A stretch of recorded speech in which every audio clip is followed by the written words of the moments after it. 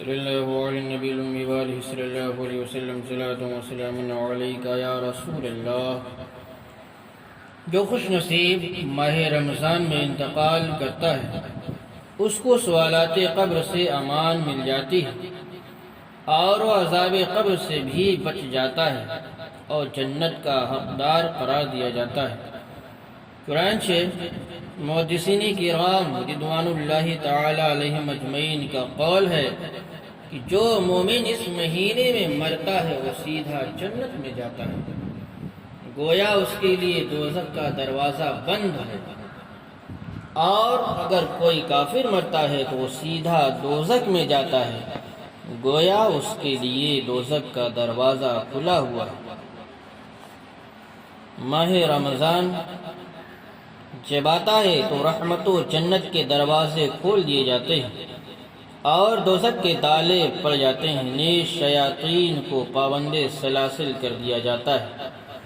چنانچہ حضرت سیدنا ابراہیم برہ رحمۃ رضی اللہ تعالیٰ عنہ فرماتے ہیں کہ پیارے نبی صلی اللہ تعالیٰ علیہ وسلم اپنے صحابہ کرام کو خوشخبری سناتے ہوئے ارشاد فرمایا کرتے تھے کہ رمضان کا مہینہ آ گیا ہے جو کہ بہت ہی بابرکت ہے، اللہ رب العزت نے اس کے روزے تم پر فرض کیے ہیں، اس میں جنت کے دروازے کھول دیے جاتے ہیں اور جہنم کے دروازے بند کر دیے جاتے ہیں، سرکش شیاطینوں کو قید کر دیا جاتا ہے۔ اس میں ایک رات شب قدر ہے جو 1000 مہینوں سے بڑھ کر ہے۔ حدیث پاک میں فرمایا گیا کہ ماہ رمضان میں جنت کے دروازے کھول دیے جاتے ہیں اور جہنم کے دروازے بند کر دیے جاتے ہیں۔ یہ کتنی بڑی سعادت کی بات ہے۔ نیز اس حدیث پاک میں یہ بھی فرمایا گیا کہ ماہ رمضان میں سرکش شیاطین قید کر دیے جاتے ہیں۔ یہاں ایک سوال ذہن میں آتا ہے کہ جب سرکش شیاطین کو قید کر لیا جاتا ہے، جب سرکش شیاطین کو قید کر دیا جاتا ہے تو پھر آخر لوگوں سے گناہ کا صدور کیوں ہوتا ہے؟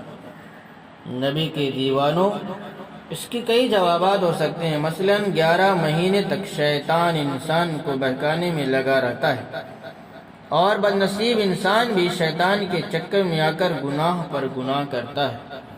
اس طرح انسانی ذہن گناہوں کا عادی ہو جاتا ہے اور ماہ رمضان میں گناہوں سے وہ باز نہیں رہ پاتا، گویا وہ اس شعر کا مصداق بن جاتا ہے: مانوس اتنے ہو چکے صیاد سے ہم، جو رہائی ملے گی تو مر جائیں گے۔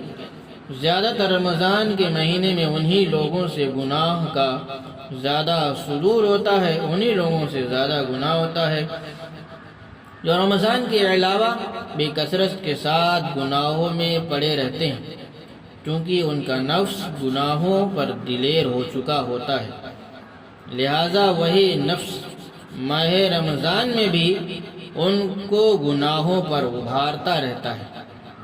حدیث مبارک میں آتا ہے کہ جب کوئی انسان گناہ کرتا ہے تو اس کے دل پر ایک سیاہ نقطہ بن جاتا ہے، جب دوسری بار گناہ کرتا ہے تو دوسرا سیاہ نقطہ بن جاتا ہے، یہاں تک کہ اس کا دل سیاہ ہو جاتا ہے۔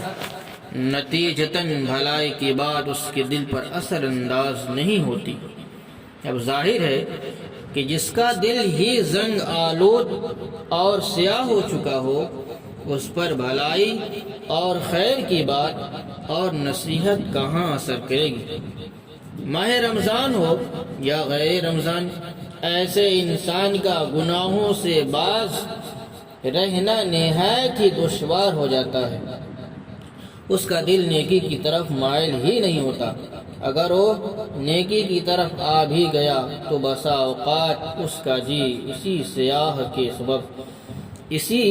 سیاہی کے سبب نیکی میں نہیں لگتا اور وہ نیکیوں کے ماحول سے بھاگنے ہی کی تدبیریں سوچتا ہے۔